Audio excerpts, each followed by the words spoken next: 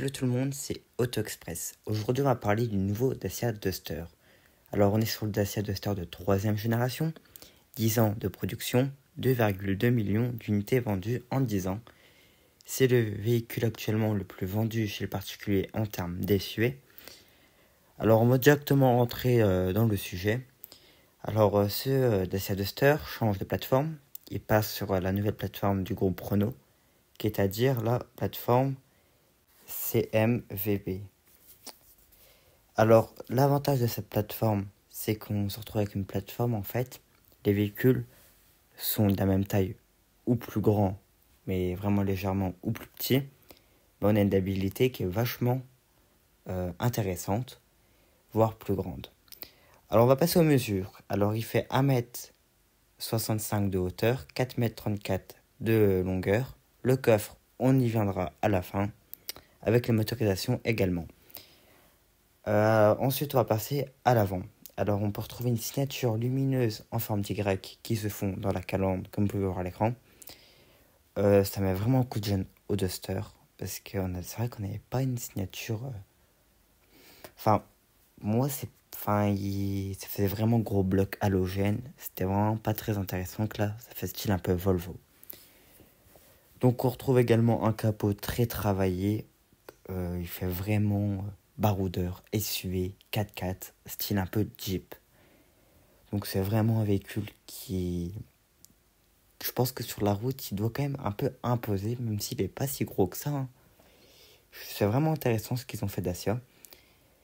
On retrouve également à l'avant un bouclier qui fait très mastoc, très imposant, qui en impose. Et je pense que ça fait vraiment 4x4, 4x4. Est-ce que ça va plaire? Je pense que oui. Moi au début quand je l'ai vu, je dis ouais, ça fait trop de Jeep. Mais en vrai, je pense que ça va cartonner. Parce que les gens aiment bien ça. Et même moi, franchement, j'aime bien. Je trouve ça intéressant, la proposition qui est faite. Donc là, on va passer au profil. Elle est très marquée.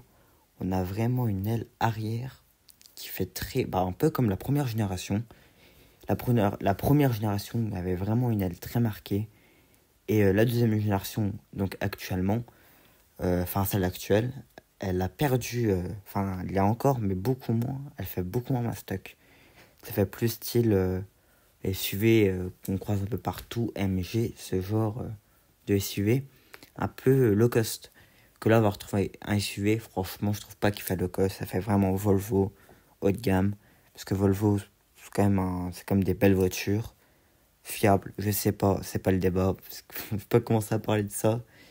Pour les poignées de porte arrière, on les retrouve un peu style Clio, qui est à dire dans la vitre. C'est bien parce que niveau design, au moins ça se voit pas trop, ça épure vraiment le design. Et c'est très bien Dacia ce que vous avez fait, j'allais dire Renault, mais non, c'est Dacia. Comme vous pouvez voir, tous les plastiques sont pas vraiment noirs, c'est plus gris foncé, gris clair même.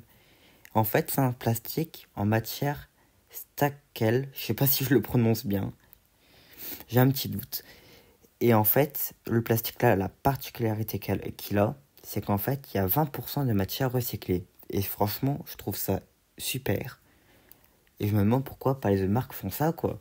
Alors que c'est Dacia, normalement, c'est pas eux qui devraient forcément faire ce genre de choses. Je trouverais plus logique que ce soit Audi, Mercedes, des marques qui ont vraiment... qui vendent des voitures à un prix... on va se le dire aberrant maintenant. Pareil, c'est pas le sujet, on va pas commencer. Là, on est chez Dacia, on parle du Duster. On retrouve également des jantes qui maintenant la taille maximum qui est maintenant de 18 pouces. On a gagné 1 pouce par rapport à l'ancienne génération. Toujours bon à prendre. On retrouve également des barres de toit. Alors, c'est pas des barres de toit comme on retrouve sur un 3008, qui est à dire une barre de toit pour décorer, pour le design. Là, c'est modulable.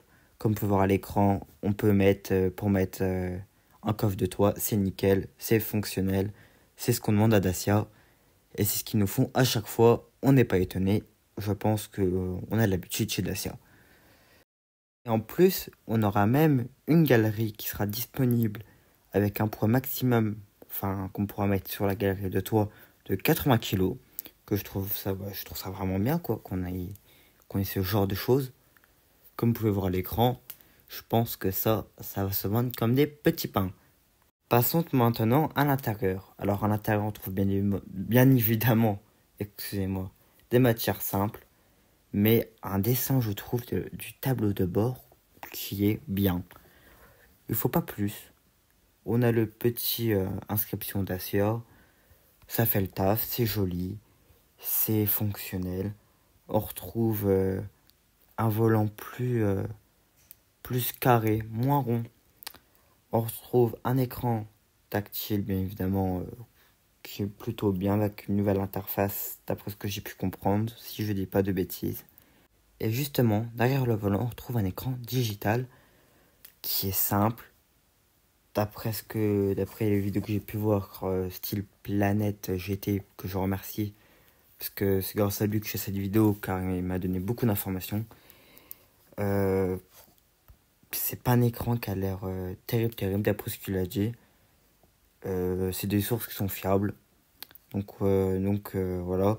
Après avoir en vrai, parce que dès qu'il sera en concession, je vais bien évidemment aller le voir, comme la 208 que je vais bientôt voir. Loupez pas ça d'ailleurs. Chose plutôt sympa, pour la volume de la radio, et ben en fait, maintenant on l'a pu quasiment sur toutes les voitures, vous passez par l'écran, je trouve ça nul. C'est horrible. Et là, au-dessus de l'écran tactile, comme vous pouvez voir, on a l'écran. Et au-dessus, en fait, on a des boutons pour le volume, c'est bien. Faut le savoir, je pense, parce que si par exemple on loue la voiture, on va galérer à trouver. Après, je pense qu'ils nous le disent, quoi. Enfin, vaut mieux. Les touches pour tout ce qui est wiring, etc. J'ai l'impression que c'est des touches style Clio. À voir si c'est bien ça ou pas, mais ça ressemble vraiment. On retrouve encore une prise allume-cigare. Alors, ça paraît anodin, mais c'est de plus en plus rare et on en trouve quasiment plus. On retrouve également deux prises USB pour charger son téléphone, prise USB-C. Ça, c'est très bien, ils sont à jour parce que bon, il y a encore des voitures qui sont USB classiques. C'est bien que ce soit USB-C.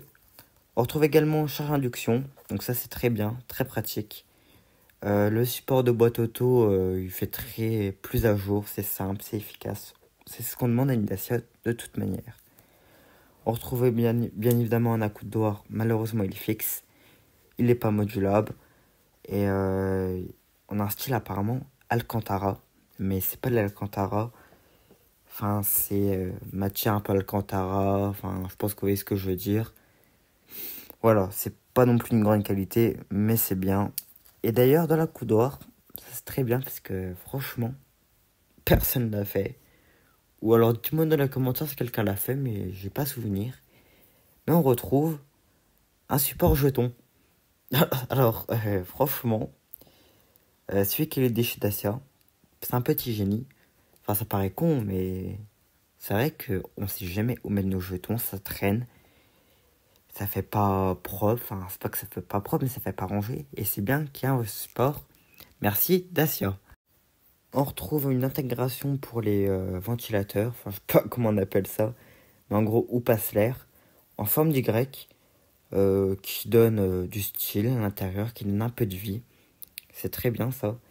On peut retrouver pas mal de rangements, une grosse boîte à gants. Ça c'est bien d'avoir une grosse boîte à gants. Chez Audi elles sont vraiment petites. J'avais fait des vidéos que vous pouvez voir sur la chaîne, c'était vraiment ridicule. On retrouve également, enfin, en fait, ce qui est bien, enfin, je trouve ça bien, c'est qu'en fait, depuis l'intérieur, on a vu sur le capot. Je trouve ça bien parce qu'au moins, on voit où est notre voiture par rapport à l'avant. Donc ça, plutôt bien. On a l'impression quand même d'avoir du statut dans cette voiture. Pour une Dacia, c'est nickel. Malheureusement, le maintien des sièges est vachement léger. C'est dommage. Enfin, il est léger. Disons que si vous êtes fin, bah, vous allez un peu bouger, quoi. C'est vrai qu'il faudrait qu'il fasse des sièges un peu baqués, semi-baqués, style DS3, ce serait nickel. Alors au niveau de l'arrière, on retrouve deux prises USB, ça c'est nickel, USB-C, à noter. Par contre, apparemment les appuis de tête sont vraiment durs, c'est de la pierre quoi. C'est pas terrible si un taxi va l'acheter, enfin, moi je ne pense pas beaucoup des Duster Taxi, Mais les taxis peuvent vous intéresser. Pour un Duster, il n'y a pas de mal. Et bah, ça va pas être terrible pour la clientèle, quoi. Et chose qui est très bien, comme vous pouvez voir, c'est qu'on a plein de petits... je vais vous mettre à l'écran plusieurs images. Plein de petits... pas des astuces, enfin, je sais pas comment on pourrait appeler ça. De petits widgets pour mettre son téléphone, sa tablette, un sac. Plein de astuces, enfin, pas des astuces, des choses, franchement, à la vie quotidienne qui sont vraiment hyper bien. Et Dacia, enfin, c'est toujours Dacia qui fait ces choses-là. Et merci à eux. Maintenant, on va passer au coffre. Alors, on a un coffre qui fait le volume de 455 litres à 472 litres, selon si on a une version hybride, etc. Et on va finir par la motorisation. Donc, on va retrouver un TCE micro-hybride, donc un TCE 130 chevaux micro-hybride. On va retrouver un hybride 140 chevaux comme on retrouve déjà sur le Jogger et la Clio. Ça a un moteur qu'on connaît, qui est apparemment vraiment pas recommandé, car en fait c'est une boîte automatique à 4 rapports. D'après ce que j'ai entendu, c'est vraiment pas le meilleur moteur du monde. On retrouve un Eco G100 d'une autonomie jusqu'à 1300 km annoncé. Alors avec le TCE 130, on peut avoir soit 2 roues motrices, soit 4 roues motrices. Avec le 4 roues motrices, on peut retrouver 5 mètres de conduite. C'est nickel. Donc j'espère que tout ça vous a plu. Abonnez-vous, likez, commentez. On se retrouve à très bientôt. Merci.